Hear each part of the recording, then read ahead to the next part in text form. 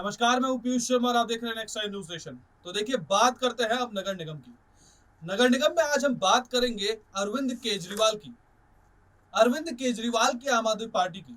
यहाँ पे बात करेंगे कि कैसे एमसीडी ने जो कर लगाया था, यानी कि जो टैक्स लगाया था, जो कन्वर्जन चार्ज लगाया था, और साथ ही साथ यहाँ पे जो पार्किंग रेट लगाए थे, यानी कि जो टैक्स लगाया था पार्किंग पे, उसके खिलाफ जो अरविंद केजरीवाल की जो पार्टी है, वो व्यापारियों के साथ मिल गई। जी हाँ, वो व्यापारी जो कि अमित शाह से दरख्वास्त कर रहे थे काफी टाइम से कि आप ये जो कर है, जो दिल्ली एमसीडी के कर है, जो जो लगाए थे उन्होंने, वो कर उनको आप वापस लीजिए, तभी हम यहाँ पे अपना व्यापार कर पाएंगे। वरना वरना हम यहाँ पे हरियाणा या फिर उत्तर प्रदेश चले जाएंगे और वहां जाके व्यापार करेंगे। ये धमकी देखिए व्यापारियों ने दी थी।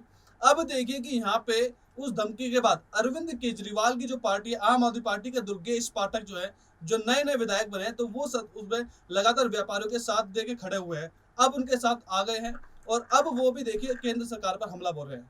आज हम आपको इसी के बारे में बताएंगे कि एमसीडी के जो वो कौन से कर हैं जिससे व्यापारी काफी देखिए दुखी है, नाराज हैं जो केंद्र सरकार से, और बोल रहे हैं कि देखिए अब अगली बार से हम केंद्र सरकार यानी कि बीजेपी को देखिए वोट नहीं करेंगे।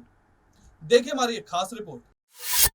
मनमाना वृद्धि का आरोप। कुछ माह पहले ही एकीकृत हुई दिल्ली नगर निगम को अपनी नीतियों की वजह से दिल्ली के व्यापारियों के आक्रोश का सामना करना पड़ रहा है।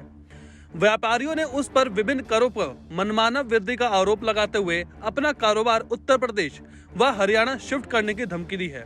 इस मामले में कारोबारी संगठन confederation of all India traders यानी कि कैट ने गृह मंत्री अमित शाह से हस्तक्षेप का आग्रह किया है। उसने गृह मंत्री को पत्र में लिखा कि एमसीडी द्वारा संपत्ति कर, पार्किंग व कन्वर्जन शुल्क, व्यापार लाइसेंस शुल्क तथा सफाई कर की दरों में मनमानी, तर्कहीन और अनुचित वृद्धि का आरोप लगाया।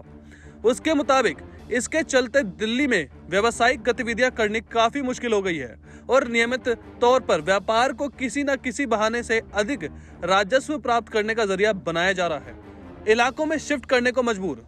अगर ऐसा ही चलता रहा तो दिल्ली के व्यापारी अपनी व्यावसायिक गतिविधियों को उत्तर प्रदेश व हरियाणा के आसपास के इलाकों में शिफ्ट करने को मजबूर हो जाएंगे। कैट ने केंद्रीय शहरी विकास मंत्री हरदीप सिंह पुरी को भी इस तरह का पत्र भेजा है। कैट ने पत्र में नाराजगी जताते हुए कहा कि कैट के नेतृत्व में दिल्ली के व्यापारियों ने हमेशा कई मुद्दों पर केंद्र सरकार का पक्ष लिया और केंद्र सरकार ने भी कैट द्वारा उठाए गए उनके मुद्दों का समय समय पर समाधान भी किया है। अब उसे एमसीडी के विभिन्न अनुचित शुल्कों पर आवाज उठाने के लिए मजबूर होना पड़ा है। हाल ही में संपन्न हर घर तिरंगा अभियान में उसकी सक्रिय भूमिका भी और भागीदारी का उल्लेखनीय है, जब दिल्ली सहित देश के व्यापारियों ने पूरे देश में 3000 से अधिक तिरंगा कार्यक्रम कैट के झंडे तले आयोजित किए थे। गृह मंत्री अमित शाह को भेजे गए पत्र में कैट के राष्ट्रीय महामंत्री प्रवीण खंडेलवाल ने कहा कि दिल्ली नगर निगम ने संपत्ति कर, व्यापार लाइसेंस शुल्क और कन्वर्जन और पार्किंग शुल्क में अभूतपूर्व वृद्धि की है, जिससे व्यापारियों पर भारी वित्तीय बोझ पड़ा है। दिल्ली के व्यापारिक समुदाय इससे बेहद परेशान है। इसके अलावा एमसीडी के अनुचित सफाई कर लगाकर व्यापारियों को बड़ी संख्या में नोटिस भी जारी किए जा रहे हैं, जिनका कोई औचित्य नहीं है।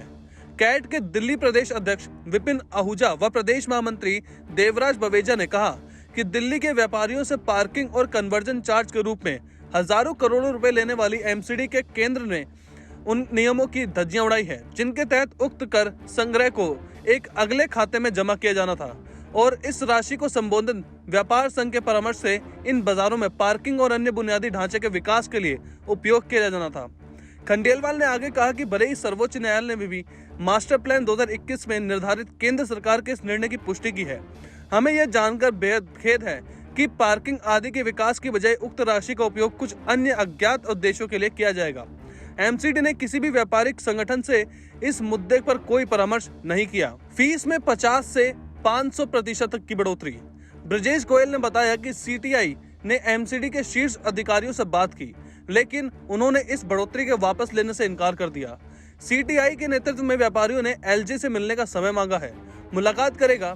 ब्रजेश गोयल ने बताया कि महापंचायत में व्यापारियों ने भाजपा के प्रति नाराजगी जताते हुए शपथ ली कि दिल्ली के व्यापारी एमसीडी चुनाव में बीजेपी को वोट नहीं देंगे। आर्थिक कमजोरी का हवाला देते एमसीडी हेल्थ ट्रेड लाइसेंस की फीस बढ़ा रही है, यह ठीक नहीं है।